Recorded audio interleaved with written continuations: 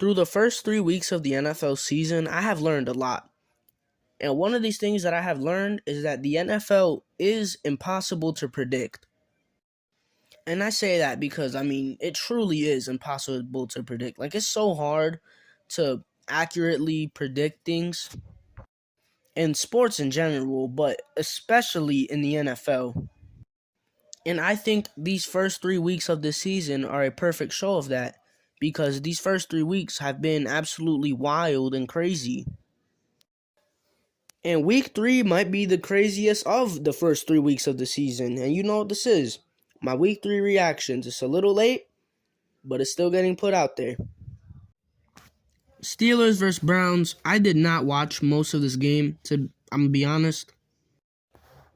But from what I did see, I can say that the Steelers did not look very good. They lost this game 17-29. And their big problem this game was offense. Going into the season, I thought that offense was going to be a very big problem for the Steelers. As good as a defense that they have, you still have to be able to put up points on the board to win games. And you can't rely on your defense to carry you to a win every week of the season, especially now since you don't have TJ Watt. So I thought that they were going to struggle a lot on offense this season, and it was going to be a reason that they don't do good this season, and so far, that's looking to be true. So, I might not be right about a lot of things, but that is one thing I'm right about, at least through the first 3 weeks of the season. And yeah, their defense just also has not looked very good after week 1. Without TJ Watt, they have not been able to get any pressure on the quarterback, and that's a big problem because that's a big part of the reason why the Steelers' defense was so good. But yeah, that's all I got to say for the Steelers. As for the Browns, Nick Chubb continues to play amazing. Amari Cooper had a great game, which is nice to see. And yeah, the Browns are looking very solid even without Deshaun Watson. Now we got a big game here. Bills versus Dolphins. Dolphins win 21-19. Got a lot to say about this game. Now, before I say anything, I do want to make it aware that the Bills did have a lot of injuries this game. Most of their key starters, especially on defense, were not there this game. So that is a big point that has to be made. These two teams are playing in 100-degree weather. They were cramping up, all that. So the first thing I will say about this game is that the Bills had the ball for most of the game. They had a total of 40 minutes of time of possession, which means that they had the ball for 40 minutes of the game. And they only put up 19 points while having the ball for that long. Now, I don't think that this is just a coincidence. I definitely do think that the Bills were coached to have the ball for a long time to keep their defense off the field since there was a lot of injuries to their defense. But still, if you have the ball for that long, you got to be able to put up more points than that. And just to add on to the injuries thing, Josh Allen was also battling a hand injury this game. I think it was to his throwing hand too. That might be because he threw the ball 63 times. Like, why do you need to throw the ball 63 times? So that was just another note for me to make right there. But okay, instead of me shaming the Bills' offense, I'm going to praise the Dolphins' defense because the Dolphins' defense is the reason they won this game. And they looked really good.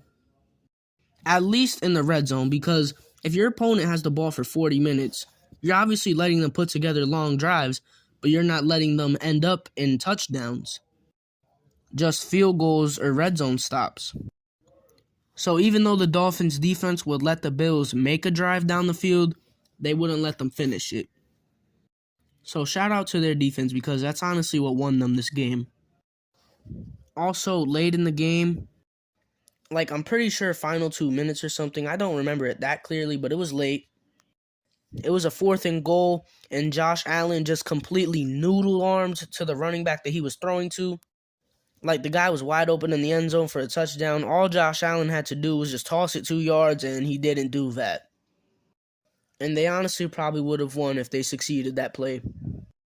And also, the final play of the game, Josh Allen threw to, I think, Isaiah McKenzie, and he got some yards, but he didn't get out of bounds, and he didn't even get down in time. And so basically when he got tackled, there wasn't even enough time for the Bills to line up on the ball to spike it. And they couldn't call a timeout either because they had no timeouts. And I'm pretty sure they were in field goal range too, so that sucks for them. But that's why you got to manage your clock better and save your timeouts.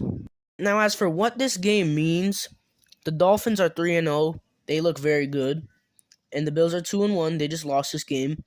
But my faith in the Bills is still not removed. Like I said, they had a lot of injuries. They were playing in 100-degree weather. So while this game does put a loss on the Bills' record, I don't think it's extremely concerning. Also, shout out to Tua. He took a bad hit in the first half before halftime. Like, he couldn't even walk straight after that. Looked like he had a really bad concussion, and he still came out in the second half and helped lead the Dolphins to beat the Bills. So, shout out to Tua because, that's crazy. All right, moving on to Bengals versus Jets. I don't have much to say about this game. Joe Burrow had a bounce-back week and went off, and so did Tyler Boyd and T. Higgins. And this game gave the Bengals that feel-good win that they needed to restore some confidence in them, especially since they're going up against a tough matchup against the Dolphins, who I might make a video about because this Dolphins team is very interesting to me. Oh, and also one last thing to say about this game, Trey Hendrickson went off. He had 2.5 sacks. Great things. All right, Raiders versus Titans. In my Week 3 predictions, I said both of these teams needed this win, but I said the Raiders needed the win more, and that's why I predicted them to win, and they lost. And I'm pretty sure that the Raiders are now the only 0-3 team in the NFL, so that sucks. But yeah, as for this game, I really don't have much to say because I was watching it, but I wasn't paying as much attention to it as other games. So, I'm not paying attention to it for that much because the Titans were just winning throughout the whole game, basically. Like, it wasn't all that close, and then all of a sudden, I checked back into the game, and the Raiders are on the goal line, going for a 2-point conversion. The score is 22-24. They get this, they tie the game. I don't even know how that happened. And I didn't bother to check how it happened either. All I know is that the Raiders lost this game. I am very concerned for the Raiders. They have just not looked good through the first 3 weeks of the season. But the thing is, all their games were close, but that's kind of how every Raiders game is. So I don't got much to say about them. If they keep on losing, though, I might make an independent video about them. And as for the Titans, Derrick Henry played amazing, both rushing and receiving. And Ryan Tannehill did not look bad. So congratulations, Titans. You guys got to win. And Raiders, can we get things going, please? Oh, I was waiting for this one. Saints versus Panthers. Panthers get their first win of the season. Wasn't a pretty win, but it was still a win. The defense just showed out this game, man. Like, the defense looked really good. We couldn't stop Chris Olave, who absolutely went off against us, but we still won. I'd say other than Chris Olave, we contained their offense very well. And honestly, our defense is not the problem of our team, it's the offense, and that's what I'm going to talk about right now. Even though we won this game, the offense still did not look good, specifically Baker Mayfield. He had multiple throws to open receivers where he just completely missed them. He's making bad throws, bad decisions, all that. He just didn't look good, and he hasn't looked good through the first 3 weeks. Now, thankfully, McCaffrey has been playing great, so we're at least able to get into field goal range every drive and at least get 3 points. But when it comes to putting the ball in the end zone, we're not doing great, and that's because our passing game is not doing great. But I hope and expect it to get better. But as for now, it just doesn't look good. Also, Terrace Marshall was inactive this game, and he wasn't even injured. Matt Rule, what are you doing? But yeah, that's all I really got to say for the Panthers. Defense did great. Offense did okay. I mean, we got 22 points. It's just the passing game did not look good.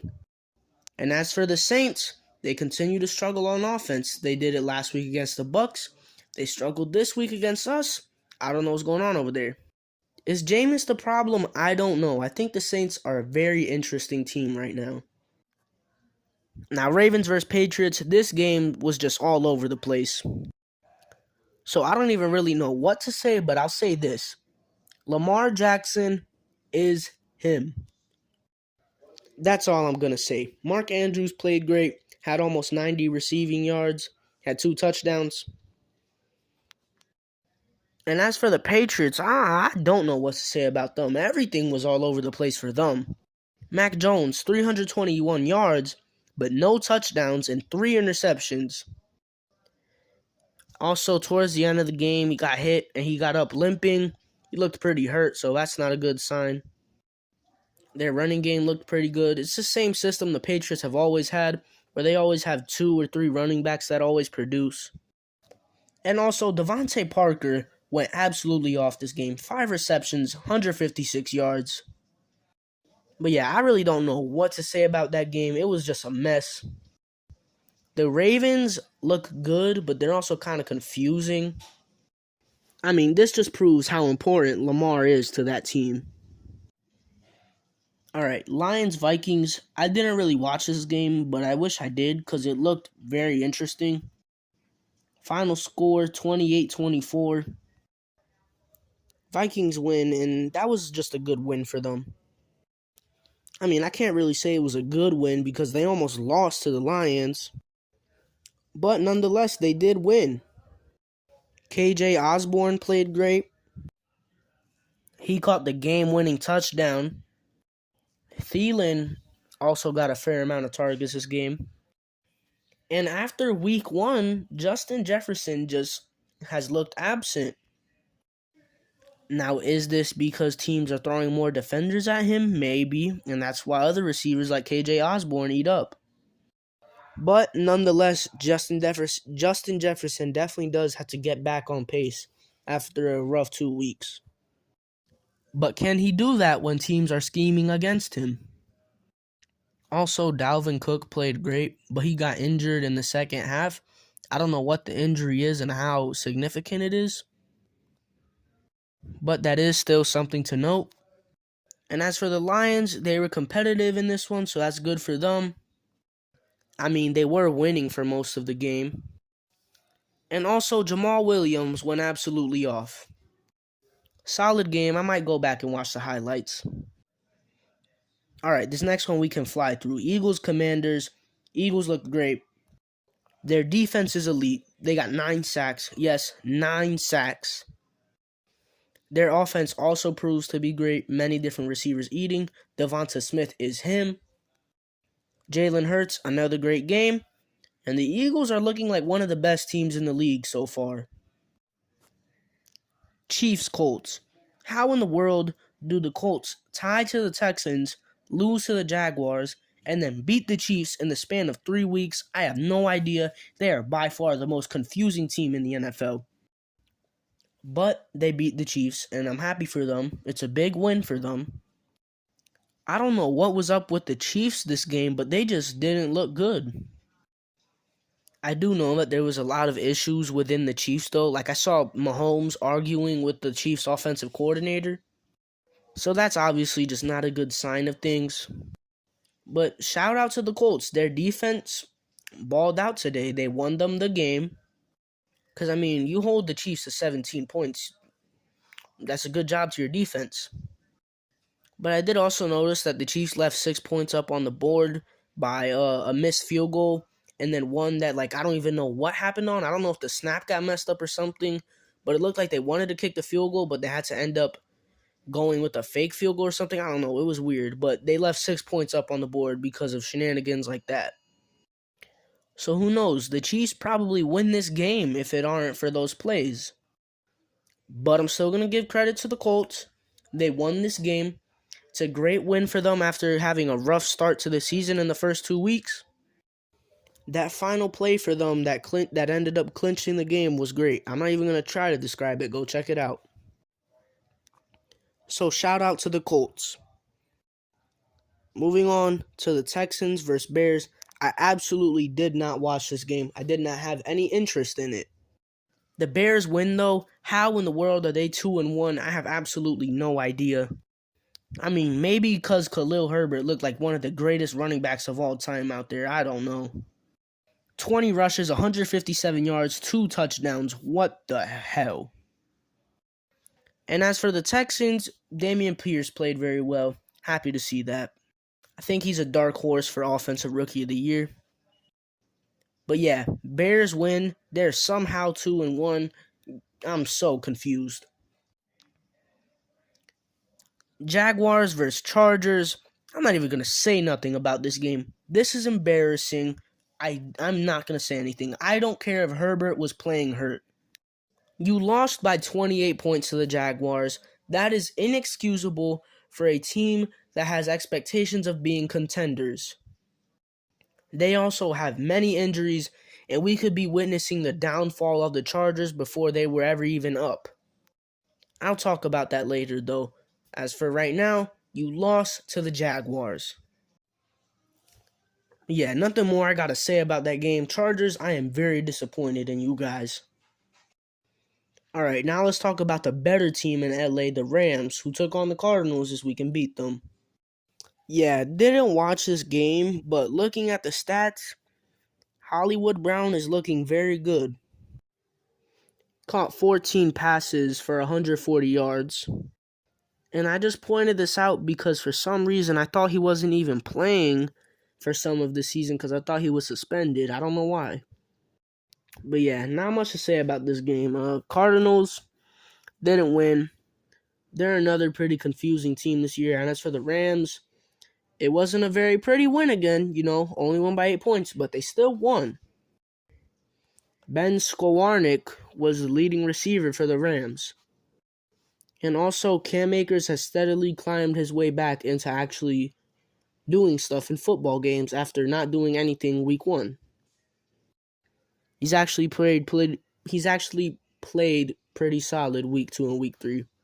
But yeah, the Rams, they get a win. That's good for them. Now, Falcons Seahawks, this looked like to be a very good game. But of course I didn't watch it because why would I do that to myself? I'm going to be honest, I don't have much interest in these two teams. I don't think they're going to be very good this year. So, especially when they play each other, I'm just not going to care. But things to talk about, Cordero Patterson, the ultimate stat patter of the NFL, had a great game this week. Yes, I called him a stat patter. And Kyle Pitts finally did something this season. And Drake London continues to look like a very good pick for Offensive Rookie of the Year. And Seahawks, well, I really don't even know what to say about them. They lost to the Falcons. I don't know what to say about them. Next up, we got America's Game of the Week, which actually ended up being a very nice nap for me. The Buccaneers versus Packers. So, this game was boring. Just a defensive showcase through pretty much 95% of the game. The end of the game was cool, I guess. Brady and the Bucs were going to send this game into overtime, but they got a delay of game on their 2-point conversion, which sent them from the 2-yard line to the 7-yard line, which ended up messing them up. So yeah, they could have sent this game into overtime, but Tom Brady didn't snap the ball on time. And that's how they lost. Yeah, Brady didn't have his weapons. I don't care. Neither did Aaron Rodgers. Before week 2, I couldn't name another receiver on the Packers other than Allen Lazard and Randall Cobb. Now I can name 3 receivers on the Packers. Allen Lazard, Randall Cobb, and now Romeo Doubs. He played very good, which is cool to see that Rodgers is, making use of his other receivers, even though he doesn't have most of his elite weapons anymore, instead of throwing a tantrum like Brady. Yeah, I'm just trying to be funny when talking about this game because there's nothing interesting I can say about that game because there was nothing interesting in the game. Aaron Rodgers and the Packers won. Tom Brady and the Buccaneers lost. I don't think there's much to learn from this game. Oh, I forgot to mention Russell Gage for the Bucks played very solid that game. 12 receptions, 87 yards, a touchdown. That's cool. Doesn't make that game any more interesting, though. Now on to another boring game. The 49ers versus Broncos. I could not bring myself to watch that game. I mean, once I saw that the score was 10-5 at one point, I just immediately knew I wasn't going to watch it. I mean, what a score for a football game. Russell Wilson has definitely been cooking. He's not cooking good, but he's cooking. I mean, 49ers, Jimmy Garoppolo sucks. I'm not saying anything more about that game because I didn't watch it and I have no desire to watch or look back on it, not even the highlights, because it's probably just going to be a bunch of punts. I mean, seriously, what a boring game. Broncos get the win, though, with a great score of 10-11. And we're finally at the end of this Cowboys versus Giants. Hey, the Cowboys are looking very solid without Dak. Their defense is looking very solid. Micah Parsons, while he didn't get as much sacks this game, his presence was still there. He was still shedding through blocks and causing mayhem in the backfield. I think Trayvon Diggs got his first interception of the season. Yeah, he did. Is he going to have another season where he gets a lot of interceptions? I don't know. The Cowboys were great in the running game. Zeke and Pollard both had very solid games. Well, no. Zeke had a solid game. Pollard had an outstanding game. CeeDee Lamb dropped a couple passes, but he made up for it with that amazing one-handed touchdown. Noah Brown is also looking to be a very solid receiver in this offense. Saquon also played good this game. I think it's safe to say that he's officially back. Yeah, Cowboys continue to look good without Dak. Giants finally got exposed for the frauds that they are. And that's week 3. All right, team of the week. I actually don't know about this one. Specifically the quarterback position. The quarterback position is very hard. I have 3 good options for the quarterback. Joe Burrow had 3 touchdowns, 275 yards against the Jets. Lamar had 5 combined touchdowns. He had over 200 passing yards and 100 rushing yards. And then Jalen Hurts threw for over 300 yards and 3 touchdowns. I really don't know who to go with for that one. I'll kick out Burrow because he did it against the Jets. Still a good performance, but he played against the Jets. And I'm kind of leaning towards Hurts between him and Lamar. But Lamar did more in the running game, so I'm very conflicted here. You know what, though? I'm going to be an Eagles fanboy and give it to Jalen Hurts. If Lamar had a little more completions and a little more passing yards, though, I think it would have by far been Lamar, but I'm giving it to Hurts. Running back, I got Nick Chubb. Actually, you know what? Scratch that. Khalil Herbert. He had almost 160 yards, 2 touchdowns. I mean, shout out to that, man. Khalil Herbert is my running back for the team of the week. Receiver, continuing to be an Eagles fanboy, Devonta Smith. 8 receptions, 169 yards, a touchdown. I mean, he was a highlight reel that game. Go check out the highlights for that game and look at what Devonta Smith did. He was a monster. A.J. Brown also had 85 yards and a touchdown. Yo, the Eagles are elite. And that's crazy because on defense, I'm giving it to the Eagles. Pretty much the whole Eagles team at this point is team of the week. Shout out to Khalil Herbert, though. He's the only non-Eagle on my team of the week this week. But yeah, that's it for week 3. This video was definitely very long, but I feel like I definitely said more important things in this video. I feel like this one didn't drag on as much as other ones, or maybe it did. I don't know. I'm very tired. That's the end of this. I kind of want to make videos talking about independent teams. Like, I really want to talk about the Dolphins, the Eagles, the Raiders, the Chargers. There's a lot of teams I want to talk about, but I think I might wait till a bit later into the season, like maybe week 4, to make those videos. All right, this video is dragging on. That's it. Jalen Hurts is him.